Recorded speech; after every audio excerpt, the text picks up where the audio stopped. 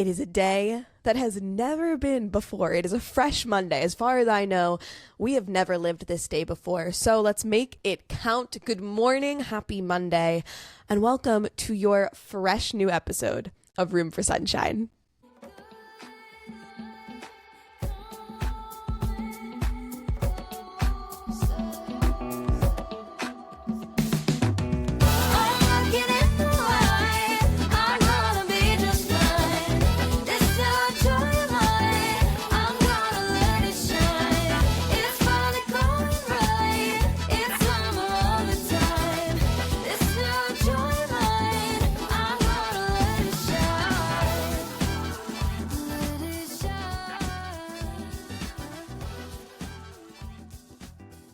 Monday morning. What a beautiful, beautiful Monday. Here in Bali, just to kind of share a little piece of what's happening here in my world, it's actually a holiday called Nyepi, where I have to be inside all day. The whole island shuts down. It's a day of silence, which obviously I am not observing very well. But we stay home and it's a day of prayer and meditation, and it's really incredible because no one's allowed to be out on the streets. So the whole island is silent. I woke up and it was just the sound of animals, no construction, no traffic, no noise. And it's weird for our systems. I think we're just so naturally used to hearing things happening around us all the time. So I love this holiday. This is my second year doing this holiday here, and it's really special. So happy Nyepi to all of you. If you can afford to stay home all day and not do anything and your boss won't fire you, you can say that Alyssa in Bali told you so. We'll see how that goes for the list of excuses.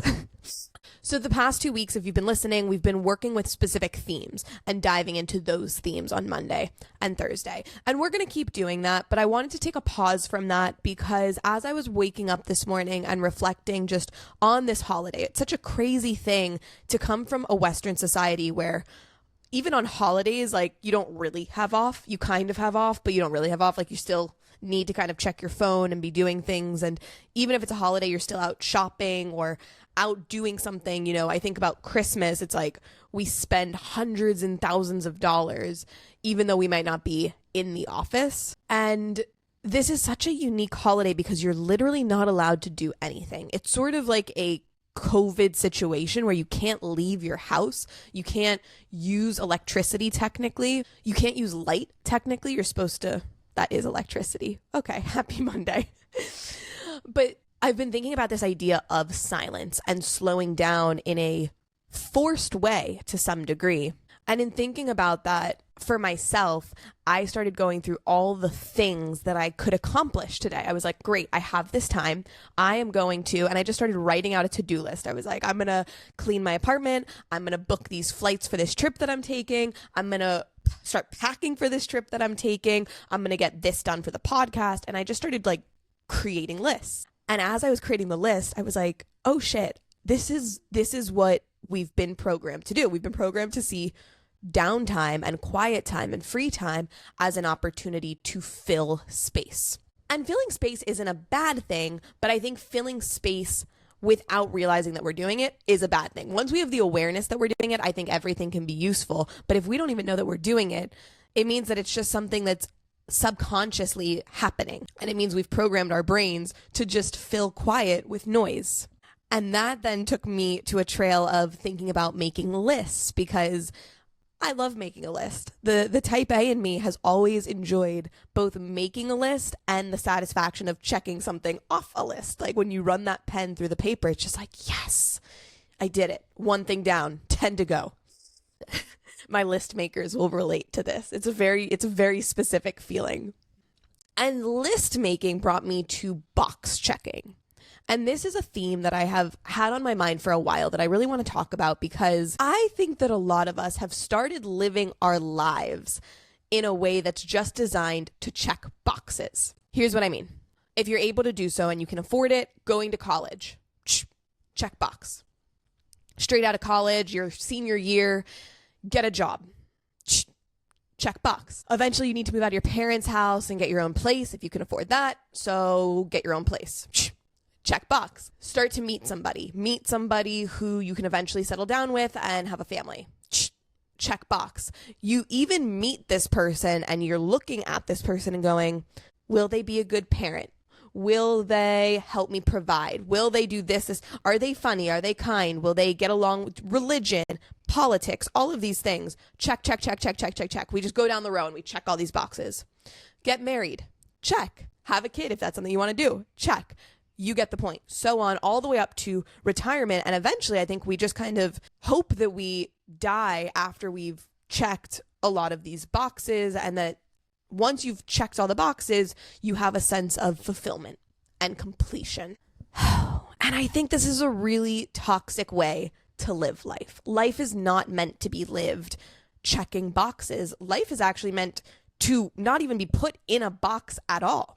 And what comes to mind really specifically is when I have friends right now who are starting to date the person that they think might be like their life partner. I have asked countless people, oh my God, tell me about him. Tell me about her. And the response is, well, he checks a lot of my boxes. Is that a reason to spend your life with this person? Does he make you happy? Are you in love? Or does he just have a good, high-paying job? And now asking these questions is a luxury. To be able to afford the chance to really fall in love with somebody, not all of us can do that. Not all of us can have some big happily ever after. I don't even know if I believe in that happily ever after. But I believe that checking boxes and trying to define something that actually doesn't need explanation at all, that is a theory that isn't built around completion, isn't necessarily the way to go. And even more so, my thought around that is we're actually creating limitations for ourselves by creating these boxes. You're potentially limiting yourself from hundreds of thousands of people who are actually really the right fit for you, that you're just blindly putting blinders up and avoiding because of a story that you've created in your head. And again, I'm not here to say do this or don't do this. I'm just here to bring awareness to the fact that I think so many of us have become blind to how we're walking through the world. And I don't know about you, but I don't think lists are so fun that they should be how we're living life. Lists are satisfying. Checking boxes is a great feeling, but also, is it really fulfilling, or does it just temporarily make the mind feel at ease? You know, even with a New Year's resolution, we're like, okay, by the end of this year, I want to have gotten this promotion. By the end of this year, I want to have traveled to 2 new countries. By the end of this year, I want to have nailed my handstand. And then the problem is that we start to value ourselves based on whether or not we were able to even check this thing off this list in the first place. And if not, we become negative. We have this negative self-talk of like, oh, I can't believe it, or oh, what am I doing wrong? And even worse is that I think we start to leave zero room for freedom, for flow, for the universe or source or God or whatever you believe in as a higher power, if you believe in that at all, to help guide you to something that is going to bring you true fulfillment beyond crossing something off a mental checklist. And so if any of this sounds like you, if you in any way have been living life trying to check boxes, saying by the time I'm this age, I need this to happen. If I don't have this thing and this way at this time, I'm going to be unhappy. I would invite you to start looking at that and going, okay, what if I shift the perspective a little bit? What if I actually spend a week where I don't make checklists at all, where I am just a free open book to whatever needs to come my way? Or if you're somebody who has been looking specifically for one type of person, one type of job, can you spend a day broadening the scope and going, what would it look like if I took the squares of the box away and zoomed out? Or I made that box so much bigger that there was more potential for discovery.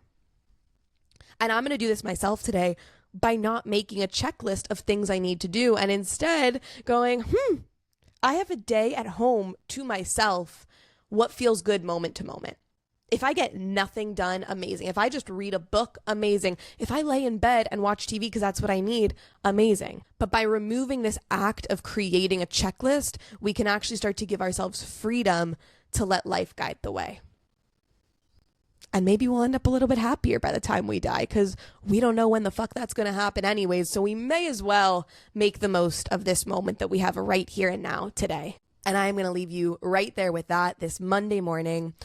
Have an amazing day. Uncheck some boxes. Inspire someone else to uncheck a few boxes. Tag us on social media at Room for Sunshine, Twitter, Instagram, Facebook. We are everywhere. Please send this episode to a friend if you enjoy it. Give us a 5-star rating if you like it. Spread the word, spread the love, and I will see you Thursday. Thanks for tuning in. See you next time on Room for Sunshine.